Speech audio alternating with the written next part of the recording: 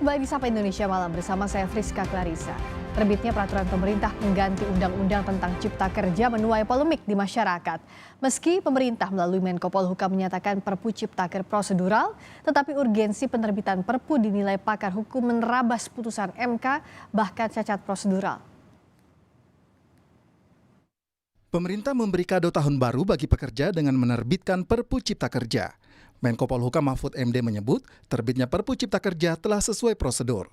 Menurut Mahfud, pemerintah terbuka untuk berdiskusi dan terbuka Perpu Cipta Kerja diuji secara politik di DPR atau political review, termasuk uji materi atau judicial review di Mahkamah Konstitusi. Mahfud menyebut peraturan pemerintah pengganti Undang-Undang Nomor 2 Tahun 2022 itu dipercepat karena dinilai pemerintah mempermudah pekerja. Jadi, saudara, Undang-Undang Ciptaker itu kita percepat karena itu sebenarnya tidak ada unsur-unsur koruptifnya. Itu semuanya ingin melayani pencepatan investasi. Siapa coba? Itu ingin mempermudah pekerja. Malah dalam proses perbaikan itu kita sudah diskusi apa yang diinginkan, masukkan semua. Sehingga nanti di Perpu itu sudah dibahas semuanya, dan saya melihat memang kan reaksinya datang dari akademisi, ya sudah bagus. Saya juga akademisi, mungkin saya kalau tidak jadi menteri ngerti kayak gitu. Tapi saya katakan kalau secara teori udah nggak ada masalah, jangan mempersoalkan formalitasnya. Selaras dengan itu, Presiden Jokowi menganggap wajar terkait pro kontra produk hukum atau aturan tertentu. Jokowi memastikan Perpu Cipta Kerja sudah sesuai aturan dan akan bermanfaat bagi masyarakat, khususnya para pekerja. Kemudahan sehingga kita harapkan di tahun 2023 ini ada optimisme karena PPKM sudah. Mahkamah Konstitusi pada 25 November 2021 telah memutuskan Undang-Undang Nomor 11 Tahun 2020 tentang Cipta Kerja tidak mempunyai kekuatan hukum mengikat. Saat itu, MK memutuskan Undang-Undang Nomor 11 Tahun 2020 tentang Cipta Kerja bertentangan dengan Undang-Undang Dasar 1945. Wajib diperbaiki dalam waktu 2 tahun, jika tidak diperbaiki maka dinyatakan inkonstitusional permanen. Menangguhkan segala kebijakan terkait Undang-Undang Cipta Kerja yang berdampak luas, serta larangan menerbitkan peraturan pelaksana baru yang berkaitan dengan Undang-Undang Cipta Kerja. Namun, bukannya melakukan perbaikan, pemerintah justru membuat peraturan pemerintah pengganti undang-undang. Berdasarkan pasal 22 ayat 1 Undang-Undang Dasar 1945, Presiden memang berhak menetapkan Perpu terkait kegentingan yang memaksa. Namun, ada 3 syarat berdasarkan putusan MK. Yang pertama, terkait adanya kebutuhan mendesak untuk menyelesaikan masalah hukum berdasarkan undang-undang, terjadinya kekosongan hukum atau undang-undang yang ada tidak memadai, serta kekosongan hukum tidak dapat diisi dengan undang-undang yang baru karena membutuhkan waktu lama dalam proses pembuatannya. Pakar Hukum Tata Negara Bivitri Susanti menilai Perpu Nomor 2 Tahun 2022 terkait pengganti Undang-Undang Cipta Kerja, cacat prosedural dan akal-akalan pemerintah. Kalau menurut saya sih ini akal-akalan pada hukum tata negara Indonesia. Karena kita bisa lihat pertama bentuknya, kalau saya kira substansi nanti Mbak Mira yang akan lebih paham tuh. Dari proses ya, bahwa bentuknya Perpu aja Mas, itu kita harus kritik betul. Karena Perpu itu wilayahnya berbeda dengan undang-undang biasa. Peraturan pemerintah pengganti undang-undang. Materi muatannya memang sama dengan undang-undang karena itu bisa digunakan untuk menggantikan undang-undang, tapi Perpu itu dibuat untuk kegentingan memaksa, bukan memaksakan kegentingan gitu ya. Jadi kegentingan memaksa ini tidak ada. Dan kita harus ingat para pendiri bangsa ini ketika merumuskan pasal 22 Undang-Undang Dasar itu berpikir dalam konteks hukum tata negara darurat. Jadi kita mesti melihat harus ada situasi yang betul-betul katakanlah kalau Perpunya nggak keluar pada hari ini, besok Indonesia akan bangkrut atau akan musnah, ada bencana alam luar biasa, harusnya begitu. Kritik terkait Perpu Nomor 2 Tahun 2022. Bagaimana sebenarnya prosedur pembuatan Perpu dan apa implikasi hukum dari terbitnya Perpu Cipta Kerja? Kita bahas bersama pakar hukum tata negara Ferry Amsari, dan kami juga telah mengundang perwakilan pemerintah melalui KSP, tetapi belum ada yang mengonfirmasi hadir hingga saat ini. Kita sapa terlebih dahulu Bung Ferry, selamat malam. Malam Mbak Friska. Kalau kita lihat dari putusan MK nomor 91 tahun 2021, menurut pemerintah itu tidak membatalkan isi atau materi dari Undang-Undang Cipta Kerja, tapi ke arah prosedur dan dianggap Perpu ini sesuai dengan prosedur. Anda melihat demikian? Ya, dari 9 poin amar putusan MK MK nomor 91 PUU 18 Romawi tahun 2020 tidak satu pun yang memerintahkan dikeluarkannya Perpu. Perintah itu semua berkaitan dengan perbaikan prosedural pembentukan Undang-Undang Cipta Kerja. Makanya akan terasa janggal sekali kalau kita baca Perpu nomor 2 tahun 2022 ini. Di konsideransinya, di bagian pertimbangan, disebutkan bahwa ini adalah upaya perbaikan terhadap Undang-Undang Cipta Kerja. Padahal Perpu bukanlah perbaikan undang-undang. Perpu itu berdasarkan pasal 22 ayat 1 Undang-Undang Dasar 1945 adalah dibentuk, dikeluarkan karena hal ihwal kegentingan memaksa.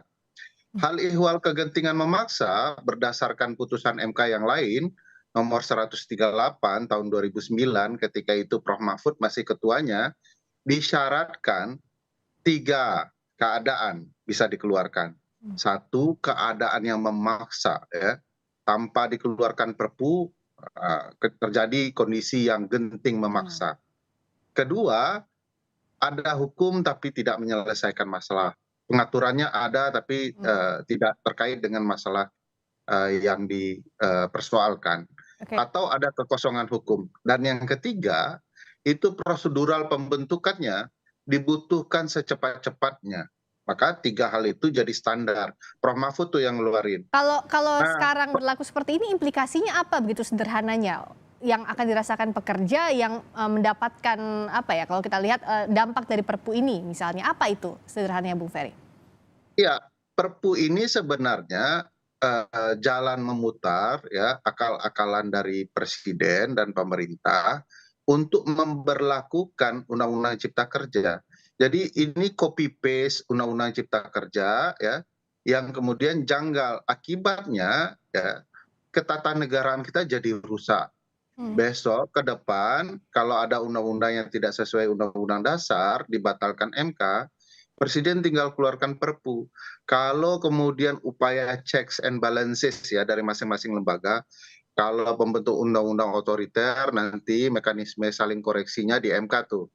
Begitu dikoreksi karena tidak sesuai Undang-Undang Dasar, pembentuk undang-undang suka-suka saja mengeluarkan Perpu karena Presiden adalah pembentuk undang-undang, gitu ya. Nah, ini yang akan merusak hak-hak konstitusional orang. Orang akan susah memperjuangkan berbagai hal. Nah, lebih parah kalau dilihat dari Perpu ini, coba perhatikan baik-baik, dia menyatakan bahwa Undang-Undang Cipta Kerja itu dicabut. Mana mungkin perbaikan mencabut undang-undang, gitu ya.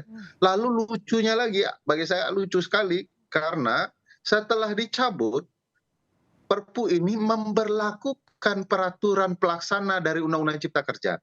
Jadi undang-undangnya, payungnya dibatalkan, tetapi peraturan pelaksananya dipakai, begitu ya.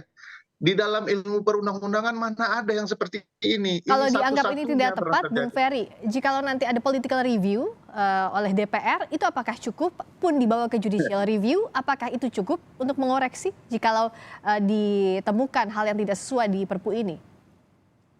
Political review yang disebut Prof. Mahfud itu kan juga akal-akalan. Kenapa? Kan Perpu ini dianggap ruangnya Presiden. Lalu objektivitasnya akan diuji dalam political review di DPR. Ujungnya kalau DPR setuju akan jadi undang-undang, tidak setuju akan dibatalkan. Nah, pertanyaan saya, bagaimana mungkin DPR menolak sesuatu yang dibuatnya bersama dengan Presiden karena isinya adalah Undang-Undang Cipta Kerja.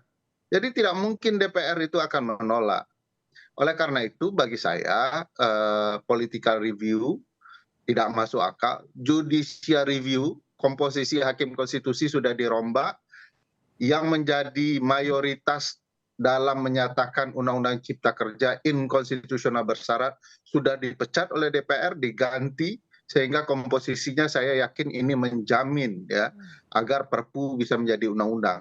Kurang lebih ketika Perpu ini jadi undang-undang, ini adalah Undang-Undang Cipta Kerja versi 2.0, ya. Jubahnya berbeda, tetapi isinya masih sama. Jadi apa yang bisa dilakukan kalau pemerintah katanya membuka ruang, misalnya jika harus debat soal isi substansi perpunya, menurut Bung Ferry apa langkah yang paling tepat? Apakah satu-satunya uji materi ke Mahkamah Konstitusi meskipun tadi Bung Ferry meragukan itu?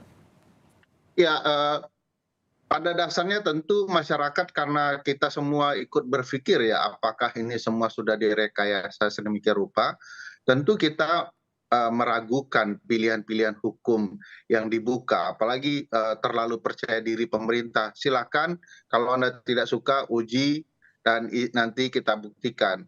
Padahal semua sudah direkayasa begitu ya. Nah, tentu secara konstitusional pilihan kita terbatas. Ke MK walaupun mungkin akan kalah tidak apa-apa sepanjang kita bisa membuktikan betapa pembentukan undang-undang, peraturan pemerintah pengganti undang-undang bermasalah di Republik ini. Bahkan tindakan presiden itu juga bisa dipermasalahkan sebagai tindakan pejabat tata usaha negara ke pengadilan tata usaha negara. Karena ingat saya tindakan pejabat tata usaha negara yang mengabaikan putusan peradilan itu dianggap sebagai tindakan yang sewenang-wenang yang ujungnya dinyatakan tindakan itu tidak sah. Jadi masih banyak langkah yang mungkin bisa dipakai. Saya cuma kasih tahu semua langkah itu sudah diakal-akalkan oleh pemerintah agar kemudian kepentingan publik bisa Ini yang harus dibuktikan nantinya. Kalau ada yang tidak setuju, pakai langkah hukum dan kita masih berharap bahwa penegakan hukum ini bisa sesuai dengan fungsinya untuk menegakkan hukum itu sendiri. Tidak seperti yang diragukan tadi. Terima kasih Bung Ferry Amsari, pakar hukum tata negara telah bergabung di Sapa Indonesia Malam.